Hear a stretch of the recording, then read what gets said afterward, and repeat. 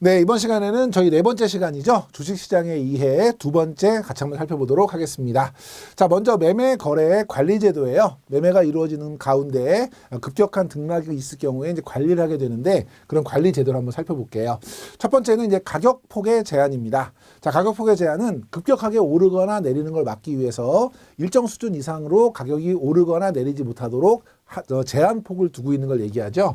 우리나라 유가증권 시장, 코스닥 시장 모두 전일 종가 대비 상하 30%를 가격 제한폭으로 두고 있어요.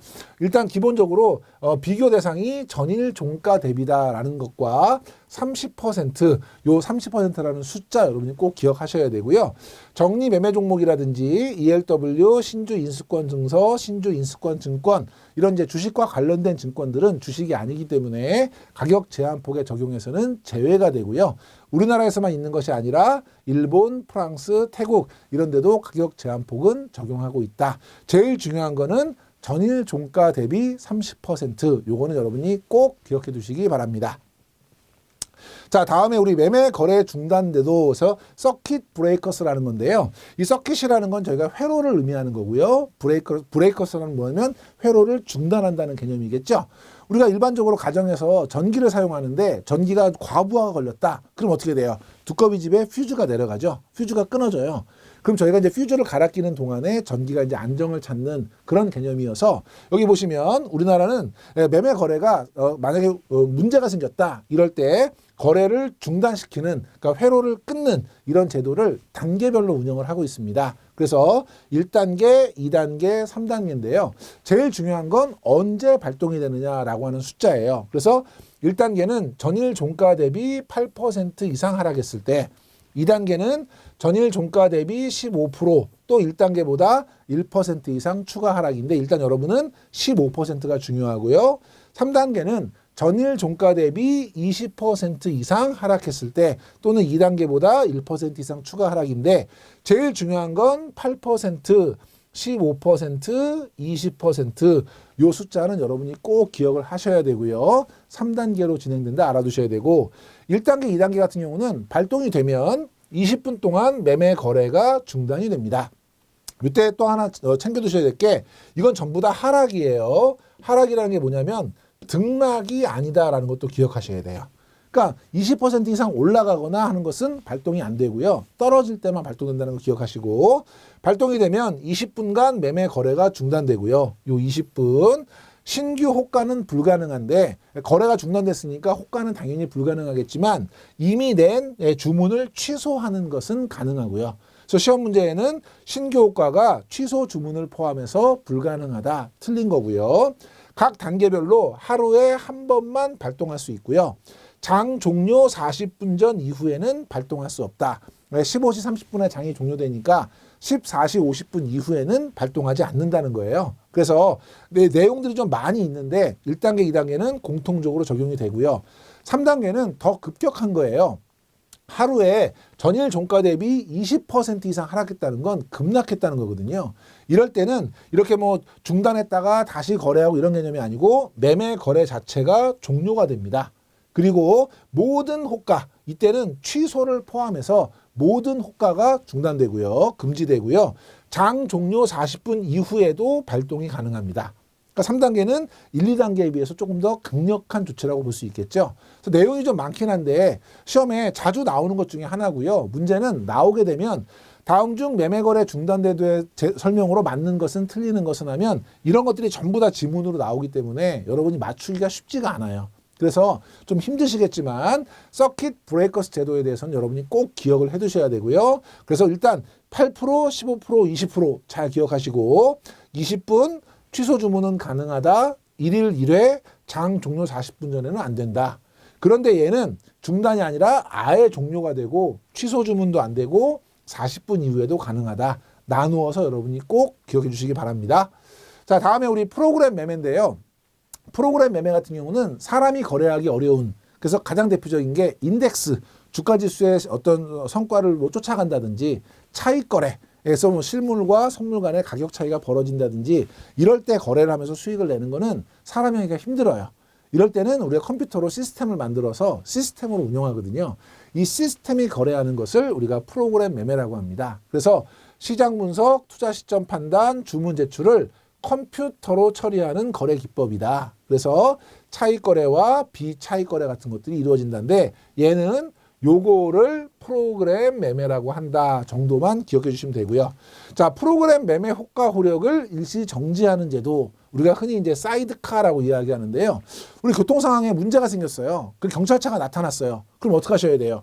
사이드로 다 비키셔야 되죠. 경찰차가 지나갈 수 있도록. 그래서 우리가 사이드카라는 이름을 붙이는 건데요. 얘는 선물 가격이 전일 종가 대비 5% 등락이에요. 하락이 아니고 등락이에요. 그러니까 서킷 브레이커스는 하락할 때만 발동하는데 사이드카는 오르고 내릴 때 다 발동한다는 거 기억하시고 5% 이상 1분 이상 지속이 되면 그때 5분간 가격이 정지돼요. 그래서 얘는 요 숫자 중심으로 시험에 자주 나오는 거예요. 괄호 넣기로 괄호 놓고 다음 괄호 안에 들어갈 말을 바르게 순서대로 연결하는 것은 이런 문제 많이 나옵니다. 그래서 여러분이 5% 1분 5분, 그래서 5% 이상 등락을 1분간 지속하면 5분간 매매 거래가 중지된다. 효력이 없어진다. 그래서 상승할 때는 더 오르지 못하게 매수 효과 효력이 중단되고요. 하락할 때는 더 떨어지지 못하게 매도 효과 효력이 중단되는 것이죠. 얘도 마찬가지로 하루에 한 번만 발동할 수 있고요. 장 종료 40분 전 이후에는 발동이 불가능하다. 최근에는 서킷 브레이커스보다는 이 사이드카가 훨씬 더 시험에 많이 나오고 있기 때문에 여러분들이 눈여겨서 봐주셔야 되는 부분이고, 우리 개별 종목의 매매 거래 정지인데요. 서킷 브레이커스하고 사이드카 같은 경우에는 시장 전체가 이상하게 움직일 때 시장 전체를 규제하는 거예요. 근데 얘는 뭐냐면 시장은 괜찮은데 특정 종목에 문제가 있다. 그럼 그 종목에 대해서만 규제할 수 있느냐? 얘는 할 수 있냐 없냐만 기억하시면 돼요. 할 수 있어요. 일시적 거래가 가능해요. 주가나 거래량이 급변하거나 급변이 예상되는 특정 종목이 있다면 그 종목에 대해서도 일시적인 정지가 가능하고 30분 이상 경과한 이후에 재개하도록 한다. 그래서 얘는 이런 일시적인 정지가 불가능하다. 이런 지문이 나와요. 그래서 여러분이 가능하다만 기억해 주시면 되겠습니다. 다음에 이제 배당락과 권리락인데요. 저희가 주식에 투자하게 되면 이익 배당을 받을 수 있죠. 그럼 이익 배당을 받을 때 주주에게 배당을 해야 되니까 이 주주가 언제까지가 주주에 해당이 되느냐를 결정하는 날, 그걸 우리가 배당 기준일이라고 합니다. 그럼 우리가 배당 기준일에 주식을 갖고 있으려면 주식은 3영업일 거래가 되죠. 그러니까 배당 기준일 그날 전날 그래서 D-2일까지는 매수 신청을 해야죠. 매수를 해야 실제 배당 기준일에 내가 주식을 갖고 있을 수 있다. 그러면 우리가 배당을 하게 되면 보통 1년에 한 번 배당하잖아요. 그럼 배당 기준일에 가까워지면 조금만 보유하고도 배당을 받을 수 있으니까 일반적으로 주가는 올라가요. 그러다가 배당 기준일이 딱 지나면요. 1년 기다려야 되잖아요. 그러면 주가가 뚝 떨어지게 되는데 그걸 우리가 배당락이라고 합니다. 자, 배당 기준일이 경과해서 배당금을 받을 권리가 없어지는 것, 이것을 우리가 배당락이라고 하고, 사업연도 종료일 2일부터 직전 사업연도 이익 배당을 받을 권리가 소멸이 된다. 그래서 다음 날부터 없어진다는 건데 예시 한번 볼게요. 12월 결산법이니 배당 기준일은 12월 28일, 마지막 거래일이 12월 28일이에요. 그럼 우린 최소 언제 매수를 해야 돼요? 28, 27, 26. 그쵸? 그러니까 12월 26일까지 주식을 매수를 해야 되고, 그럼 27일부터는 1년 기다려야 되죠.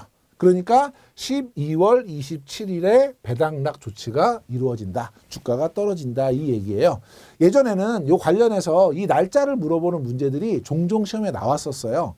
최근에는 출제가 안 되고 있는 부분이긴 한데 다시 나올 수 있으니까 여러분이 기억할 건, 기준일이 정해져 있으면 기준일보다 3일 전에는 매수를 해야 되고 그 다음 날에 배당락 조치가 이루어진다. 요거는 기억해 두시고, 권리락은 같은 개념이거든요. 저희가 신주를 받을 수 있는 신주 인수권, 이것도 신주 인수권을 받을 수 있는 권리 기준일이 있어요. 그러면 그 기준일 3일 전에는 매수를 해야 되고 그 다음 날에 권리락이 생기겠죠. 그래서 신주 배정일 기준이 경과해서 신주 인수권이 없어지는 것 똑같아요. 기준일이 만약에 D일이다라고 하면 D-2일까지 주식을 매수해야 되죠. D일, D-1, D-2일. 그리고 그 다음 날인 D-1일의 권리락 조치가 된다. 같은 개념으로 정리해 주시면 되겠습니다. 다음에 공시인데요. 공시 같은 경우는 증권시장 내의 정보의 불균형을 해소하고요.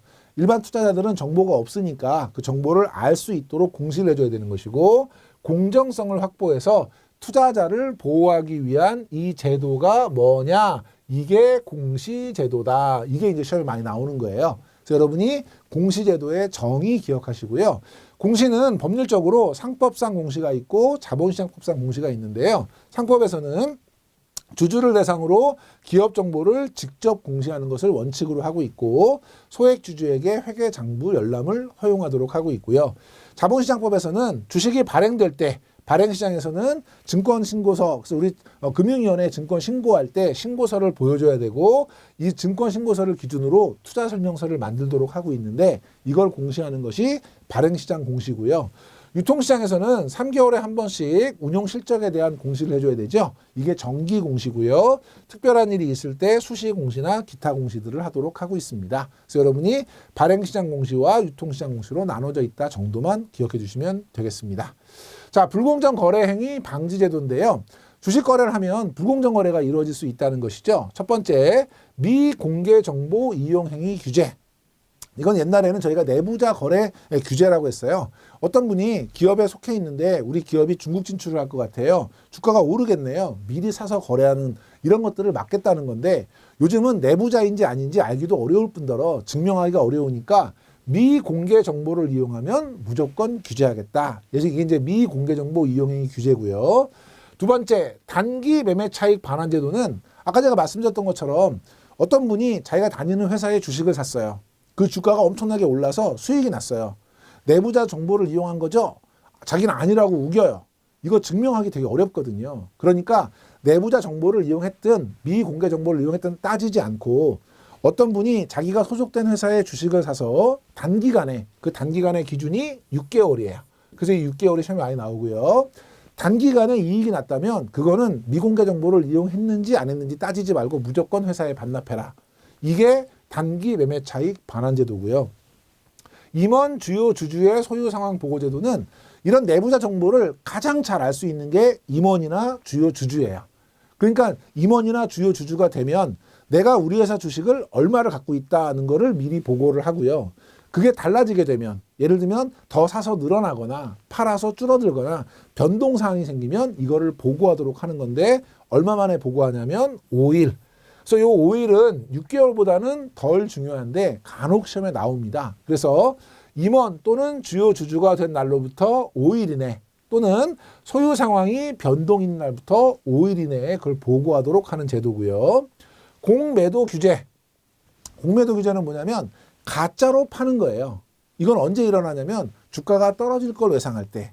예를 들어 지금 10,000원짜리 주식이 있어요. 제 생각에는 얘가 앞으로 떨어질 것 같아요.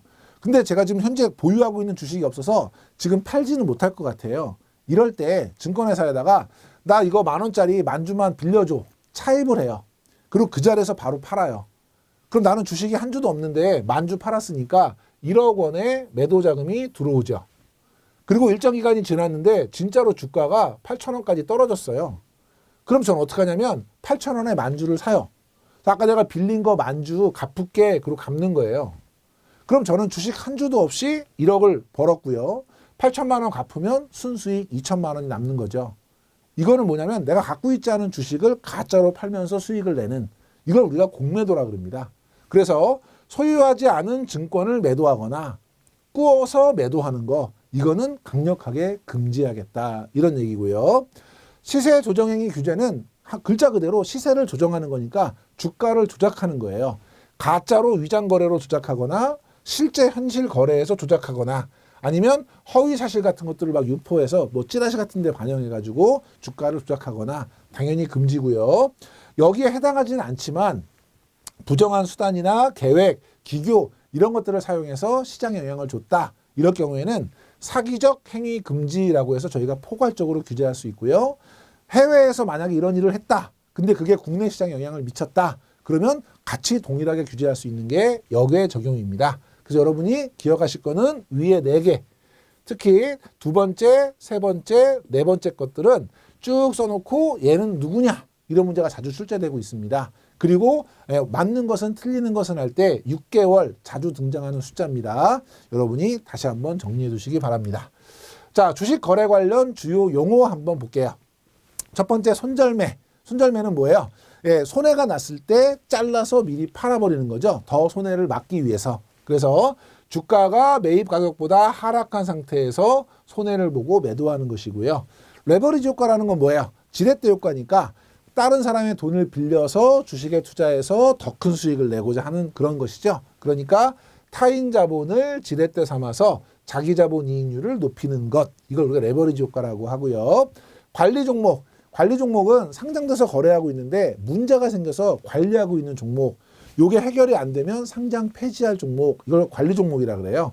어떤 경우냐면 최종적으로 부도가 났거나 은행 거래가 정지가 됐거나 회사 정리 절차가 개시됐거나 심각한 자본 잠식이 있거나 거래량이나 주가 수준이 기준치에 미달하거나 사업 보고서를 제출하지 않았거나 감사 결과 부정적 의견이 제시됐거나 주된 영업활동이 정지됐거나 주식 분포가 기준치에 미달하거나 이걸 제가 왜 일일이 읽었냐면 얘가 최근에 시험에 문제 가끔 출제가 되고 있어요. 그래서 다음 중 관리 종목의 요건에 해당하지 않는 것은 이런 시험 문제가 나오게 되면 여러분 좀 많이 틀리세요. 그래서 여러분이 귀찮겠지만 요거는 좀 자주 보시면서 눈에 익혀두시면 좋을 것 같고요.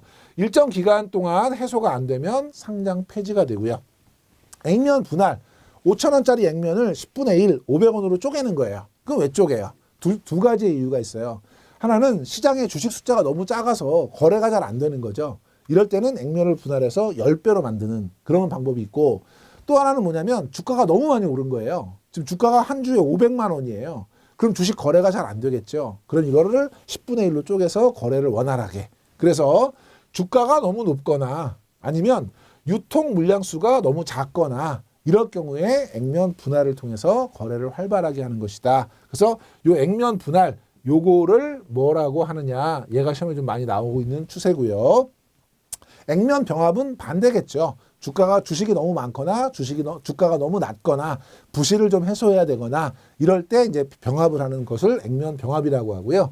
분식 회계는 회계에다가 화장한다는 얘기죠. 그러니까 고의로 자산 이익을 부풀려 가지고 회계 장부를 조작하는 것 이것을 우리가 분식 회계라고 하고 시가총액은 뭐예요? 주식 숫자 곱하기 주가 하는 거죠.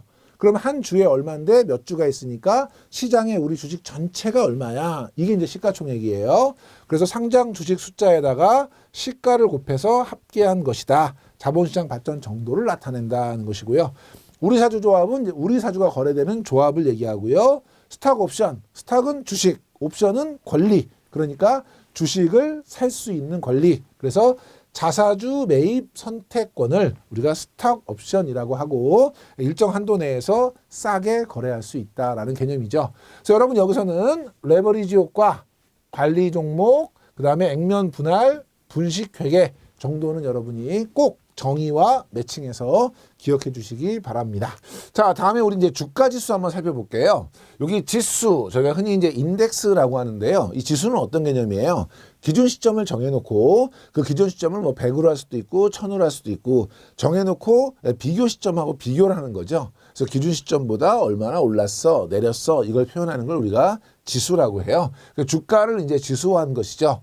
개념을 보시면 기준 시점의 주가를 100으로 놓고 비교 시점의 주가 변화를 측정하는 예를 들면 우리 종합주가지수가 뭐 이번에 뭐 2,500포인트를 뚫었다. 그러면 기준 시점 100보다 지금 이제 2,500까지 상승했다. 뭐 정확한 것은 아니지만 그런 개념으로 여러분이 이해할 수 있는 거고요. 자, 이 주가지수를 계산하는 방법은 크게 두 가지가 있어요. 시험 문제에서 이 방법에 관련된 것들이 시험에 많이 나오고 있고요. 첫 번째는 주가 평균 방식. 이건 뭐예요? 전체 대상 종목의 주가를 다 합쳐요. 그리고 대상 종목 수로 나누는 거죠. 그럼 대상 종목이 여러 개가 있다. 그런데 우리 코스피 같은 경우에는 한 1000개 정도 되는데 그 1000가지 종목의 주가를 다 합치는 거예요. 그리고 나누기 1000 하는 거죠. 그럼 이거는 어떻게 보면 전체적인 평균일 것 같지만 시가총액이라는 게 반영이 안 된 거예요. 예를 들어 한 종목의 주가가 200만 원일 수도 있지만 시가총액이 전체 시장의 상당 부분을 차지한다 그러면 주식 하나의 어떤 주가를 가지고 계산했을 때는 왜곡될 수 있어서 전체적인 시장을 반영하는 데는 좀 어려울 수 있거든요. 가장 대표적으로 주가 평균 방식을 사용하고 있는 것은 다우존스 산업평균지수, 그다음에 니케이 225 지수 이런 것들이 있고요. 아까 제가 말씀드렸던 것처럼 시가총액이라고 하는 전체 시장에서의 비중을 반영하기 위해서 시가총액 방식을 사용하기도 해요. 이거는 비교 시점의 전체 시가총액 대비 기준 시점의 시가총액의 비율, 이걸 우리가 시가총액 방식으로 하는데 우리나라의 모든 주가 지수는 전부 다 시가총액 방식이에요. 그래서 코스피 지수라든지 코스닥 지수라든지 미국의 나스닥이라든지 S&P 500 같은 경우는 시가총액 방식으로 사용되고 있고요. 방식의 비교도 중요하고 우리나라 주가 지수는 시가총액 방식이다. 요거 여러분이 꼭 기억해 두셔야 됩니다. 자, 우리 대표적인 종합주가 지수 코스피는 시가총액 방식이고요. 1980년 1월 4일을 100으로 놓고 시작했고요. 그래서 요 날짜는 여러분이 좀 어려우시더라도 기억을 해 주셔야 돼요. 왜냐하면 우리나라의 가장 대표적인 지수니까 시가총액 방식이고 1980년 1월 4일 기억하시고 코스피 200 같은 경우는 그중에서 대표 업종 200개를 고른 거죠. 그래서 시장의 대표성을 가지고 있고 유동성이라든지 업종 대표성 이런 것들을 고려해서 대표 종목 200 종목을 선정한 것이고 1990년 1월 3일을 100으로 놓고 시작했고요. 이 코스피 200의 가장 큰 특징은 우리 파생상품 주가지수 선물이라든지 주가지수 옵션이라든지 이건 이제 주가지수를 기초자산으로 하는데 그 기초자산으로 사용되는 것이 코스피 지수가 아니고 코스피 200이거든요. 그래서 지수 선물과 지수 옵션의 기초자산으로 사용된다는 거 기억해 두시고 코스닥 같은 경우는 이제 미국의 나스닥을 본따서 벤처기업이나 성장성이 높은 기업들을 대상으로 하고 있죠. 1996년 7월 1일을 1000으로 산정해 놓고 하는 거예요. 그래서 여러분 요거는 다른 지수들은 대부분 100인데 얘는 1000으로 기준으로 잡고 있다라는 것도 기억해 두시면 되겠습니다. 자, 주식의 투자 수익인데요. 주식의 투자 수익은 크게 두 개죠. 싸게 사서 비싸게 파는 매매 차익이 있고요. 두 번째는 좋은 주식을 골라서 이익이 나서 배당을 받는 배당 수익이 있어요. 자, 매매 차익은 매입 가격, 살 때 가격과 매도 가격, 팔 때 가격의 차이. 싸게 사서 비싸게 팔아서 수익이 났다. 그러면 매매차 이익이 될 거고 손해가 났다. 매매차 손이 되겠죠.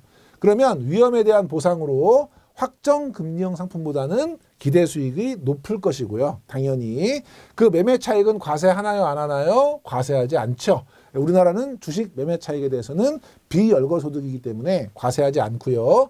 증권 거래세만 과세하고 있죠. 유가증권 시장은 0.25%, 증권 거래세 0.25, 증권 거래세 0.1, 농특세 0.15 해서 0.25고요. 코스닥 시장은 증권 거래세만 0.25, 그 다음에 장외 주식은 0.5, 코넥스 시장은 0.1, 누구에게만 부과하죠? 매도자에게만 부과하죠. 그래서 요거는 증권 거래세라고 하는 것과 여기 매매 차익에 대해서는 과세하지 않는다. 요걸 여러분이 기억해 두시고 시험 문제에는 매매 차익에 대해서 15.4%로 원천 징수한다. 틀린 거고요.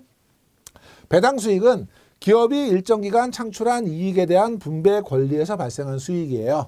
한 주당 일정 금액씩 지급을 하고요.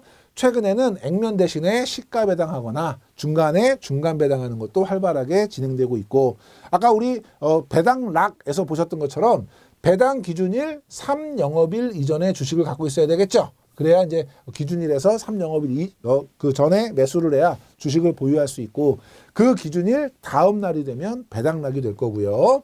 배당금은 15.4%의 세금이 과세되죠. 우리나라의 배당소득세는 14%, 여기에 지방소득세 그거의 10%니까 1.4% 더해서 15.4%고요. 누가 원천징수하죠? 금융투자업자가 원천징수를 한다. 그래서 여기서는 배당수익이 3영업일 전에 매수해야 된다는 것과 15.4% 원천징수를 금융투자업자가 한다는 것, 요건 여러분이 반드시 기억해 두셔야 되는 부분이 되겠습니다.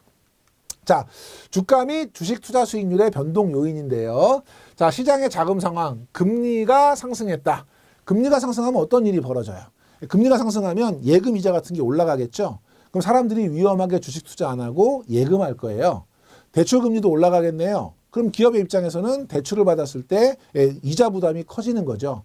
그럼 똑같은 매출을 했을 때 이익이 줄어들 거니까 주가는 어떻게 되겠어요? 하락하겠죠. 그러니까 사람들이 예금을 선호하고 주식을 사지 않으면 주가는 하락할 거고 대출 이자가 높아져서 비용 부담이 커지면 이익이 줄면서 주가는 하락할 거예요. 첫 번째, 기업의 이자 부담이 증가하면서 주가는 하락하고요.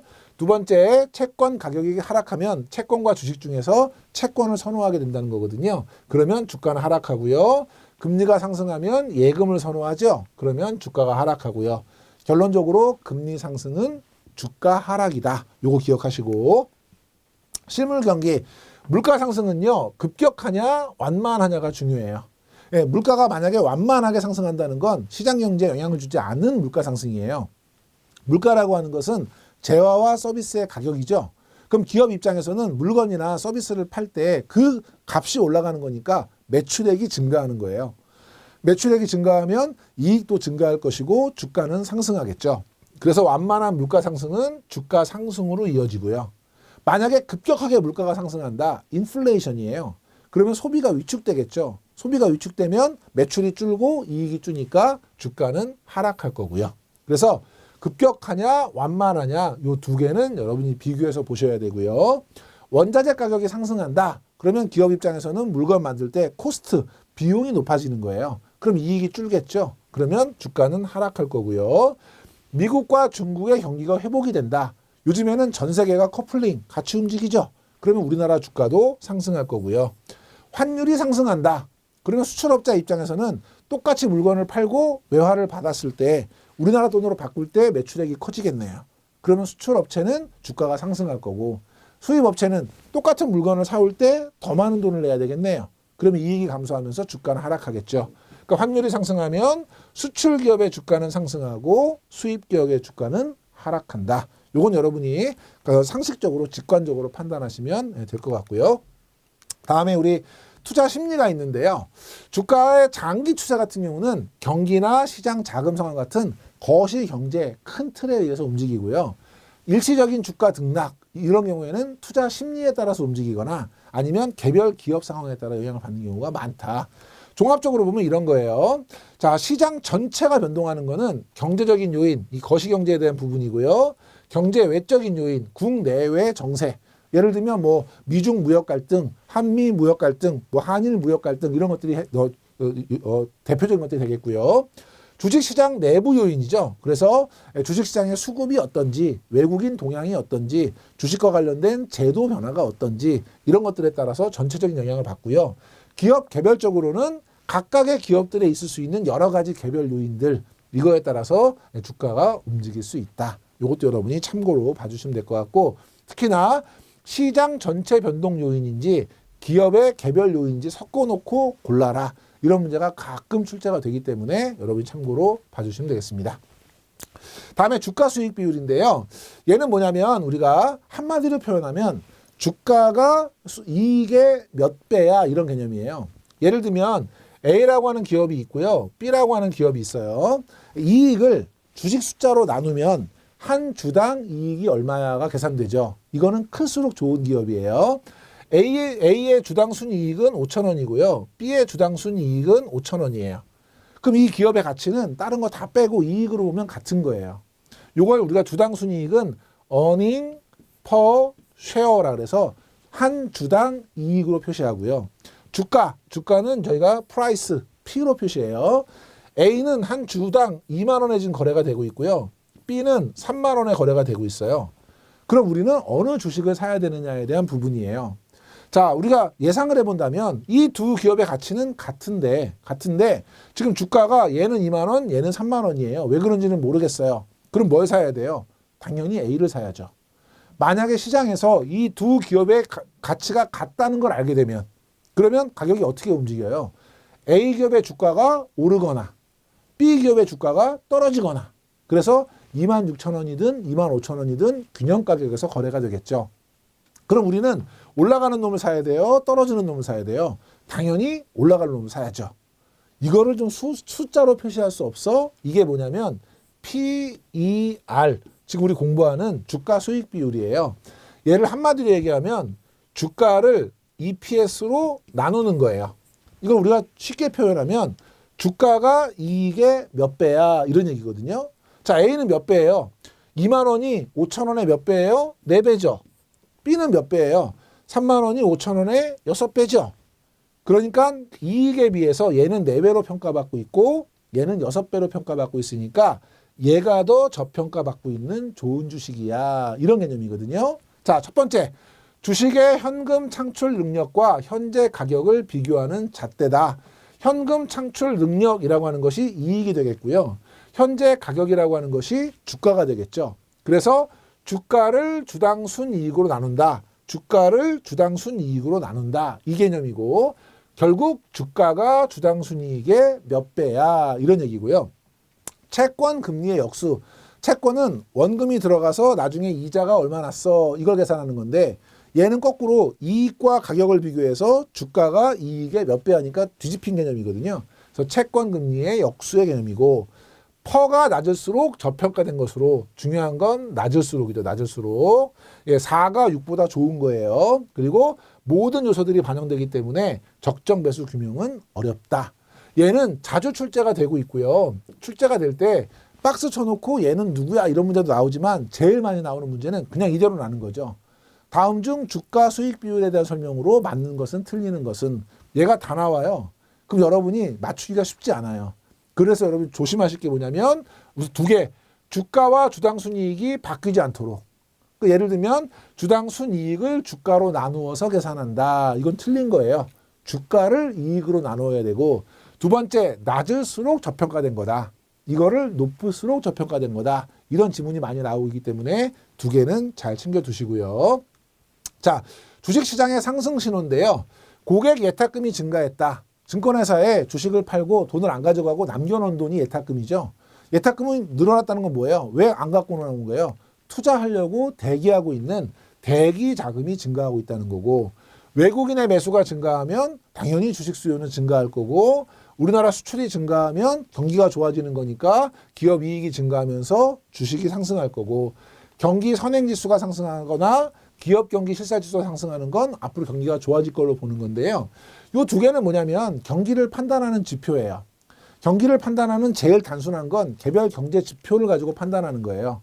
이건 시장 전체를 볼 수 없기 때문에 우리가 여러 개의 지표를 가지고 지수를 만든 게 뭐냐면 종합 경기 지표. 만들 때 보니까 경기보다 먼저 가는 놈들이 있어요. 얘를 묶은 게 선행지표.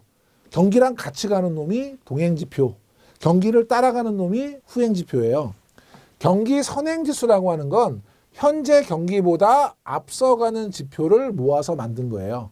그럼 그 지표가 뭐냐? 8개 가지고 선행지수를 만들어요. 여기 구인 구직 비율부터 장단기 금리 차까지. 아쉽지만 최근에는 경기 선행지수의 항목으로 바르지 못한 것은 이런 시험 문제가 출제가 되고 있어요. 여기에는 밑에 있는 후행지수 같은 것들이 올려서 비교가 되거든요. 이것도 역시 여러분이 귀찮고 힘들겠지만 자주 보시면서 8개를 눈여겨봐 주시는 게 중요하고요. 밑에 있는 기업 경기 실사지수는 설문을 하는 거예요. 실제로 가서 경기가 좋아지실 것 같아요? 나빠지실 것 같아요? 일반 소비자에게 물어보는 거를 우리가 CSI, 소비자 태도지수라고 하고요. 소비자들은 일반적으로 경기를 뒤늦게 느껴요. 그래서 우리가 경기에 민감한 기업가들한테 물어보는 거를 BSI라고 그래요. 비즈니스 서베이 인덱스라고 하는데 얘는 설문을 받으면 0에서 200까지의 값이 나오거든요. 그럼 중간이 얼마예요? 100이에요. 그래서 이 지수가 100 이상으로 나오면 경기가 좋아질 걸로 보고요. 100 이하로 나오면 경기가 나빠질 걸로 봐요. 그리고 밑에 보시면 기업가들에게 물어보는 설문이고 100 이상일 경우에 좋아질 걸로 본다.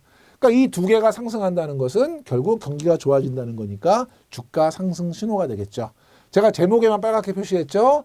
주식시장의 상승 신호로 보기 어려운 것은 감소 이렇게 나오면 틀린 거죠. 그래서 여러분이 요 제목도 중요하고요. 요 2가지는 경기 선행지수에서 8개 항목, 그 다음에 BSI에서는 100을 기준으로 한다. 요걸 기억해 주시면 되겠습니다. 자, 마지막에 주식 시세표인데요. 주식 시세표는 위에 일반적인 내용들이 쭉 있지만 시험에는 뭐가 나올 거냐면 요 표를 주어주죠. 요 표를 주어주고 다음 시세표를 바르게 설명한 것은 잘못 설명한 것은 이런 문제가 나와요. 그러면 일단 여러분이 제목을 보시면 종목은 해당 종목 이름이고요. 종가는 뭐예요? 그날 장이 끝났을 때 가격이고요. 전일 대비는 뭐예요? 어제보다 올랐냐 내렸냐 이런 얘기고 거래량은 당일에 매수 매도된 주식 총수를 얘기하는 거고, 시가는 뭐예요? 오늘 시작할 때 가격. 고가는 뭐예요? 오늘 제일 높은 가격. 저가는 뭐예요? 오늘 제일 낮은 가격. 밑에 최근 60일간의 최고 최저 가격이 있어요.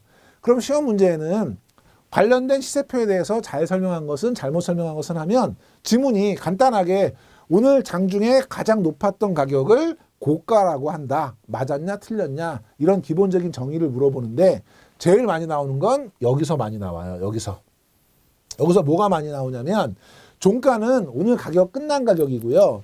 여기 지금 일반적인 화살표는 여기 상승이고요. 요거는 하락이고요. 얘는 상한가, 얘는 하한가죠. 전일 대비라는 건 어저께보다 올랐다 내렸다를 얘기하는 거예요. 그러면 전일 대비가 저기 땡땡 산업 마이너스 250원, 이건 어떻게 해석하면 돼요? 어제보다 250원 하락해서 오늘 11,900원이다 이 얘기예요. 그러면 지문에 땡땡 산업은 어제보다 가격이 올랐다. 맞는 거예요? 틀린 거예요? 틀린 거죠. 왜냐하면 떨어졌으니까. 또는 지문에 땡땡 산업의 어제 가격은 얼마다. 어제 가격은 어떻게 계산해요? 오늘 11,900원이 어저께보다 250원 떨어진 거니까 오늘은 11,900원 더하기 250원 계산하면 되죠. 그럼 어저께 가격이 나오겠죠. 그럼 얼마예요? 12,150원이 되는 거죠. 그러니까 오늘은 어제보다 떨어진 거예요. 얼마만큼? 250원만큼. 한 번만 더 해볼까요? 땡땡 전자가 58,500원인데 전일 대비 1,000원 지금 올랐다는 거예요. 그럼 뭘 의미하는 거예요? 어저께보다 1,000원 올라서 오늘 58,500원이다. 그럼 어저께 가격은 어떻게 생각할 수 있어요? 58,500원에서 전일 대비 1,000원을 빼주죠. 그러면 57,500원이 어제 가격이에요. 그렇죠? 그러면 지문에 뭐라고 나오냐면 땡땡 전자는 어제보다 가격이 올랐다. OX5. 그죠? 어제 가격은 57,500원이다. O. 어제 가격은 59,500원이다. X. 그래서 종가와 전일 대비를 가진 지문들, 이것들이 시험에 많이 출제되고 있습니다. 여러분이 그 부분 염두에 두시면서 잘 챙겨봐 두시면 좋을 것 같아요. 자, 이렇게 해서 저희가 이제 주식시장의 이해 전체적으로 살펴봤고요. 다음 시간부터는 채권시장의 이해 같이 살펴보도록 하겠습니다. 이번 시간에 강의 들으시느라고 수고 많이 하셨습니다.